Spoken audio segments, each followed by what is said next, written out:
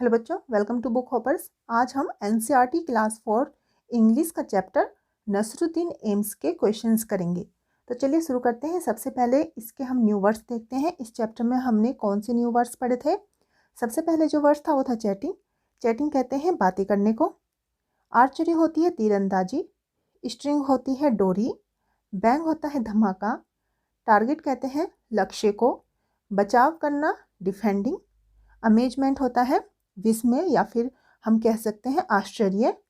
ट्रिम्फेंटली होता है विजेता के रूप में। अब जो इसके क्वेश्चन हैं उनको देखते हैं। सबसे पहले है रीडिंग इज फन। जो फर्स्ट क्वेश्चन है वो है what did Nasruddin boast about. जो नसरुद्दीन था वो किस चीज़ के बारे में बातें बढ़ा चढ़ा कर करता था। बोस्ट बातों को बढ़ा चढ़ा कर करना, डींगे हाँकना। तो नसरुद्दीन किस बारे में बातें बढ़ा चढ़ा कर करता था। Nasruddin boasted about his excellent skill in archery. तो जो नसरुद्दीन था वो अपनी आर्चरी की जो उसकी स्किल थी उसके बारे में जो बातें थी उनको बहुत ज़्यादा बढ़ा चढ़ा कर करता था। सेकंड है why did Nasruddin take someone else name each time he miss the target. हर बार जब भी नसरुद्दीन टारगेट को मिस कर देता था तो किसी और का नाम क्यों लेता था। नसरुद्दीन टूक समवन एल्स नेम। नसरुद्दीन किसी और का नाम लेता था each time he miss the target. हर बार जब भी वो टारगेट को मिस करता था। So as to hide himself from the shame of not been able to aim the target. ताकि वह अपने आप को शर्म से बचा सके। शेम मतलब शर्म से बचा सके कि वो टारगेट को हिट नहीं कर पा रहा है। तो जब वो टारगेट को हिट नहीं कर पाता था तो नसरुद्दीन किसी और का नाम ले देता था कि ये मेरा टारगेट नहीं था, ये तो किसी और का टारगेट था। और हर बार वो हिट ना कर पाने की जो शेम थी उससे बच जाता था। नेक्स्ट है व्हाई डिड नसरुद्दीन से it was my aim the third time. Third time में जब नसरुद्दीन का जो टारगेट था वो सही से हिट हो गया था तो उसने ऐसा क्यों कहा कि इट वॉज माई एम, कि ये मेरा निशाना था।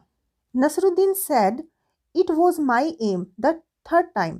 थर्ड टाइम नसरुद्दीन ऐसा इसलिए कहता है बिकॉज क्योंकि this time the arrow had hit the target accurately. क्योंकि जो थर्ड टाइम में जो उसका एरो हिट हुआ था वो एकदम एक्यूरेटली हिट हुआ था। जैसा कि आप इस पिक्चर में भी देख सकते हैं कि जो टारगेट था वो उसने अच्छे से हिट किया था। इसलिए नसरुद्दीन कहता है कि इट वॉज माई एम, ये मेरा निशाना था। उससे पहले वो किसी और का नाम ले रहा था कि ये मेरा निशाना नहीं था, ये तो उसका निशाना था, ये तो उसका निशाना था। लेकिन जब उसका टारगेट हिट हो जाता है तो वो अपना नाम लेता है कि ये मेरा निशाना था। नेक्स्ट है do you think Nasruddin was good at archery. क्या आपको लगता है कि आर्चरी में नसरुद्दीन अच्छा था। No, Nasruddin was not good at archery.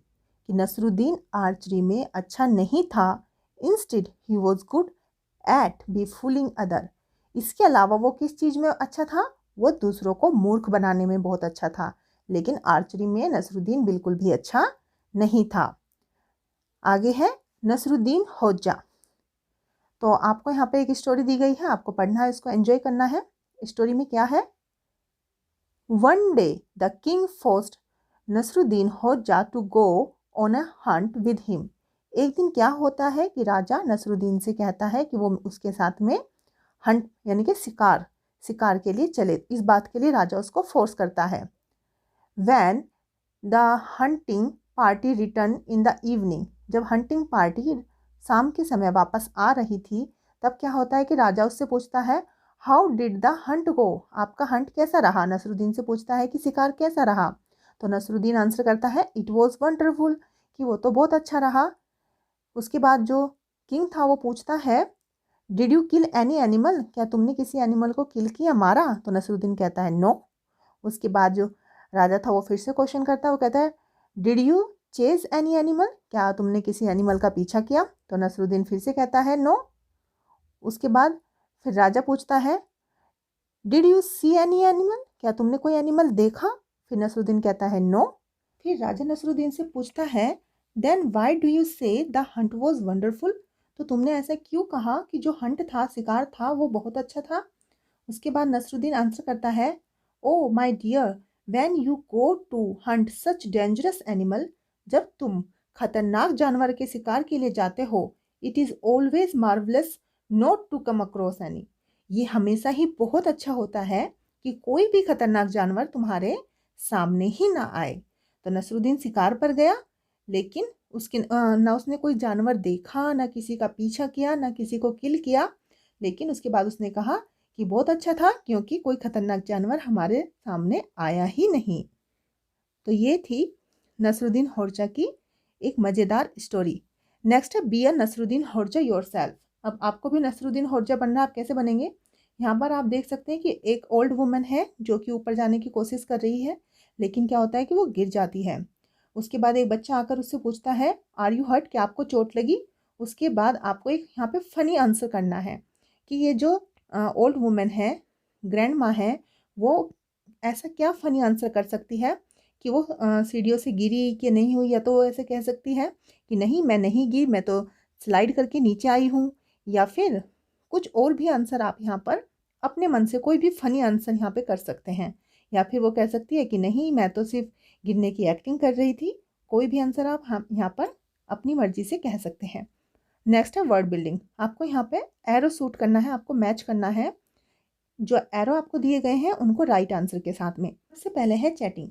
Chatting क्या होती है? चैटिंग होती है इनफॉर्मल टॉक, किसी से आराम से बैठकर बातें करना। अमेजमेंट क्या होता है? अमेजमेंट होता है ग्रेटली सरप्राइज्ड। तो आप इसको यहाँ पर मैच कर सकते हैं। नेक्स्ट है आर्चरी। आर्चरी क्या होता है? आर्चरी होता है, कहाँ पे है? ऊपर में है, shoot with a bow and a arrow, इसको कहते हैं आर्चरी। तो इसको आप यहाँ पर मैच करेंगे। नेक्स्ट है डिफेंडिंग। डिफेंडिंग क्या होता है?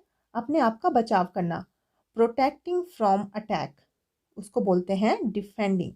तो इसको आप यहाँ पर मैच करेंगे। नेक्स्ट है टारगेट। टारगेट क्या होता है? टारगेट हमारा लक्ष्य, हमारा गोल के साथ में, the goal intend to be hit.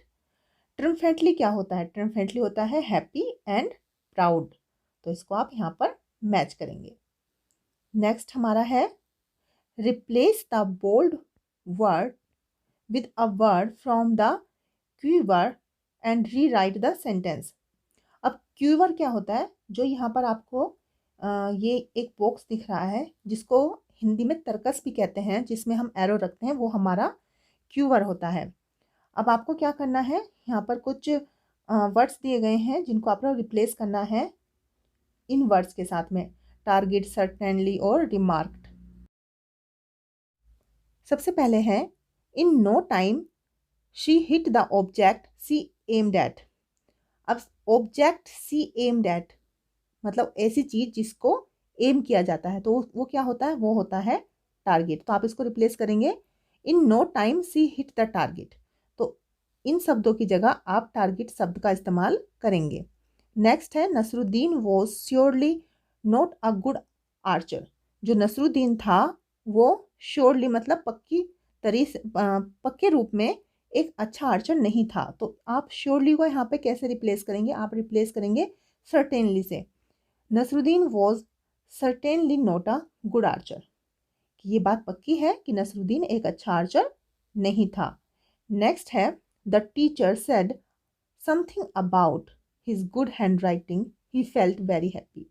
Said something about मतलब रिमार्क्ड ऑन, किसी चीज के ऊपर टिप्पणी करना। The teacher remarked about his good hand writing, he felt very happy, कि टीचर ने उसकी अच्छी हैंड राइटिंग के बारे में एक टिप्पणी की, रिमार्क दिया उसको, इसलिए वो अच्छा फील कर रहा था। नेक्स्ट क्या है? This is a picture of Rahul Gupta. ये राहुल गुप्ता की एक पिक्चर है। Using the clues given right a paragraph about him in your notebook. आपको कुछ क्लू दिए गए हैं जिनका यूज करते हुए आपको एक पैराग्राफ अपनी नोटबुक में लिखना है। आपकी क्लू है जैसे कि इंडियन है, cricket, 8 hours practice, Yeats healthy foods, run 2 kilometres every day, batsman. तो ये कुछ क्लू है जिनका यूज़ करते हुए आपको पैराग्राफ लिखना है। आप लिख सकते हैं Rahul Gupta is an Indian कि वो इंडियन है। ही प्लेज क्रिकेट, वो क्रिकेट खेलता है। ही प्रैक्टिसेस 8 आवर्स डेली, रोज 8 घंटे वो प्रैक्टिस करता है क्रिकेट खेलने की। ही ईट्स हेल्दी फूड खाता है। He runs kilometres every day. He runs 2 kilometres, यहाँ पे आपको 2 किलोमीटर्स लिखना है। He runs 2 kilometre every day. उसके बाद आप लिख सकते हैं he is a good batsman. Next है दिस इज राजीव फैमिली। अब ये राजीव की फैमिली है जो आप नीचे पिक्चर में देख रहे हैं। They are a healthy family, ये एक हेल्दी फैमिली है। See what each one does to remain healthy. अब आपको देखना है कि ये सब हेल्दी रहने के लिए क्या करते हैं। जैसे राजीव के जो फादर हैं वो क्या कर रहे हैं, जो आयरन रोड उन्होंने ले रखी है उससे वो पंपिंग कर रहे हैं, मतलब अपनी मसल्स को स्ट्रॉन्ग कर रहे हैं। जो मदर है वो योगा कर रही है। जो सीता है उसकी बहन है वो रॉप स्कीपिंग कर रही है। जो उसके ग्रैंड पा है वो वॉकिंग कर रहे हैं। जो ग्रैंड माँ है वो दूध पी रही है। और राजीव क्या कर रहा है, वो जॉगिंग कर रहा है। नेक्स्ट है यूज द वर्ड्स एंड और but and make as many sentences as you can about Rajiv family. अब आपको कुछ वर्ड्स हैं जैसे एंड और बट, इनका इस्तेमाल करते हुए राजीव की फैमिली के बारे में जितनी लाइनें आप लिख सकते हैं आपको लिखनी है। एग्जाम्पल है आपके लिए, ग्रैंड पा एंड ग्रैंड माँ get up early in the morning, कि जो उनके दादा दादी हैं वो सुबह जल्दी उठ जाते हैं। आपको यहाँ पर एंड का इस्तेमाल करना है। Grandpa is walking but Rajiv is jogging. Grandpa तो वॉकिंग करते हैं लेकिन जो राजीव है वो जॉगिंग करता है। नेक्स्ट आप लिख सकते हैं grandpa and Rajiv sister, and का इस्तेमाल कर सकते हैं आप यहाँ पे। Grandpa and Rajiv sister Sita was walking, कि जो ग्रैंड पा है और राजीव की सिस्टर है सीता, वे दोनों वॉकिंग कर रहे हैं।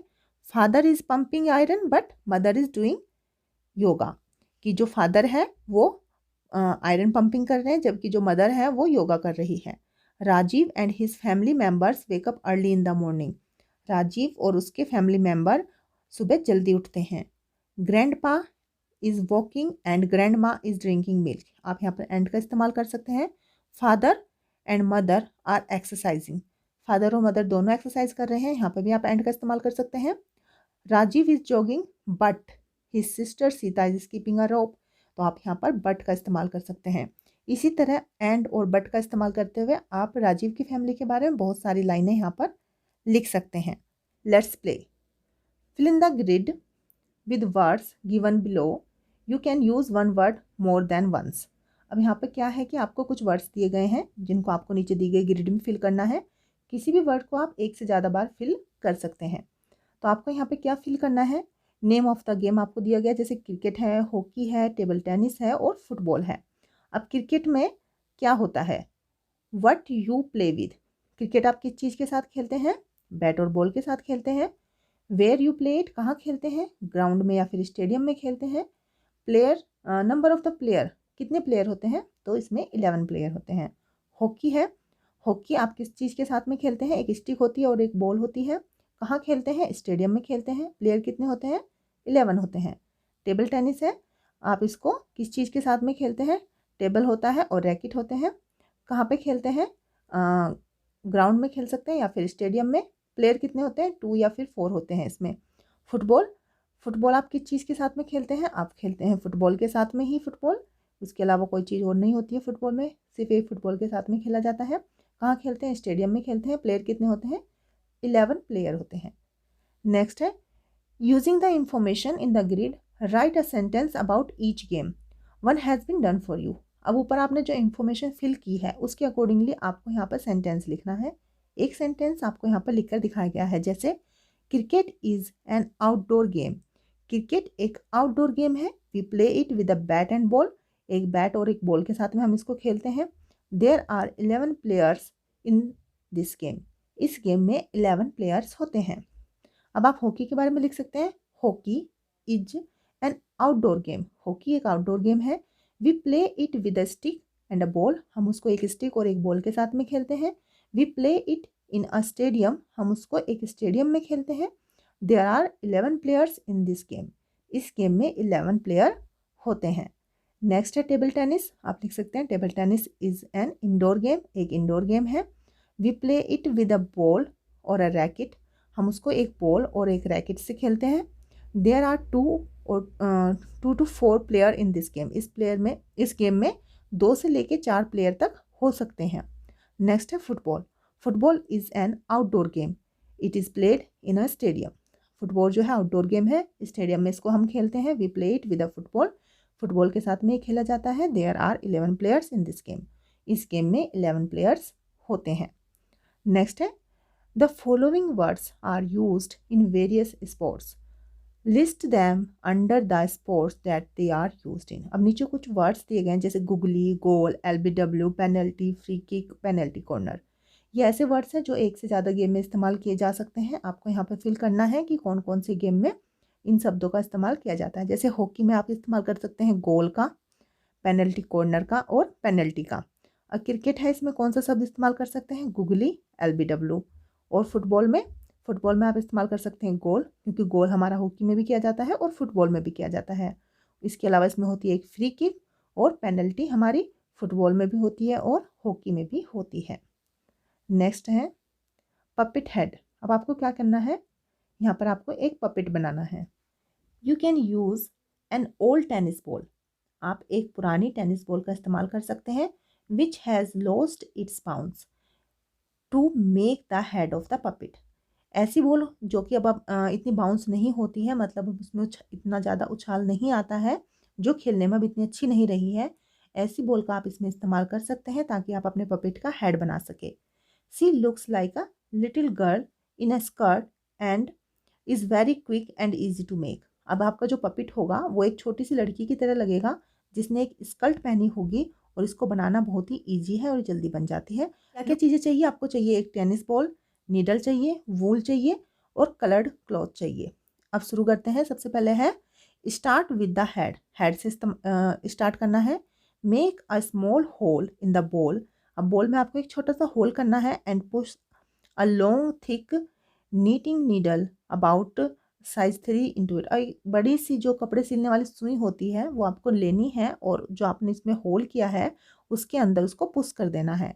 The needle goes in on one side and right across inside the ball to touch the opposite side. अब आपको नीडल को इसके अंदर डालना है एक तरफ से, और इस तरीके से डालना है कि आप दूसरी तरफ से इसको आराम से पकड़ सकें।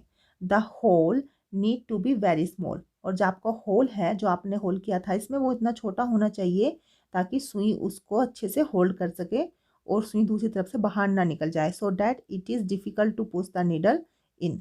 और सुई भी आसानी से अंदर नहीं जानी चाहिए। अगर आप बड़ा होल कर दोगे तो सुई आसानी से अंदर बाहर हो जाएगी, तो फिर आपकी पपेट अच्छे से नहीं बन पाएगी। In this way it will fit tightly and remain firm when you play with your puppet. तो ये अच्छे से इसमें टाइटली फिट होनी चाहिए ताकि आप इसको इसके साथ में अच्छे से खेल सकें। नायलॉन की सॉक लेनी है और उसका जो ऊपर का हिस्सा होता है उसको कट ऑफ कर देना है, काट देना है। And stretch it tightly around the ball. अब उसको जो बॉल है उसके चारों तरफ अच्छे से स्ट्रेच कर देना है, फैला देना है, लपेट देना है। Swing it together down the back, और उसको पीछे की तरफ से आपको अच्छे से सुई से सील भी देना है। टेक सम कलर्ड वूल, अब कुछ आपको कलरफुल वूल लेनी है and stick on the ball, और बॉल पर चिपका देनी है। Make plaits, paint the eyes and lips on the ball, और उसके बाद आपको प्लेट्स बनानी है और उसकी वूल से, जैसे कि यहाँ पे आपकी बनी हुई है, और आई को पेंट करना है। इस तरीके से आपको उसको एक गर्ल का रूप दे देना है। Cut 2 holes in the coloured cloth to put in your finger. अब जो ये फिंगर आपने बनाई है इसके लिए यहाँ पे आपको कलर क्लॉथ को 2 जगह से कट करना है, 2 होल उसमें बनाने हैं। Hold the needle in your hand to hold your puppet. अब जो आपने सुई इसके अंदर लगाई थी उससे आपको अपने पपेट को होल्ड करना है। Right 2 sentences on your puppet. अब आपको क्या करना है, जो पपेट आपने बनाई है उसके बारे में 2 सेंटेंस आपको लिखने हैं। आप क्या लिख सकते हैं, आप लिख सकते हैं my puppet is made up from tennis ball. मेरी जो पपेट है वो टेनिस बॉल से बनी हुई है। It can walk, dance and play, और वो खेल सकती है, चल सकती है और डांस कर सकती है। और देखने में आपकी पपेट कुछ इस तरह की होगी। ये भी आपकी फ़न एक्टिविटी है, करके देखिएगा, आपको अच्छा लगेगा। और इसी के साथ में हमारा चैप्टर कंप्लीट हो जाता है। आई होप आपको अच्छे से समझ आ गया होगा। वीडियो आपको अच्छी लगी हो तो वीडियो को लाइक कर दीजिएगा और चैनल को सब्सक्राइब कर लीजिएगा। ओके बच्चों, बाय।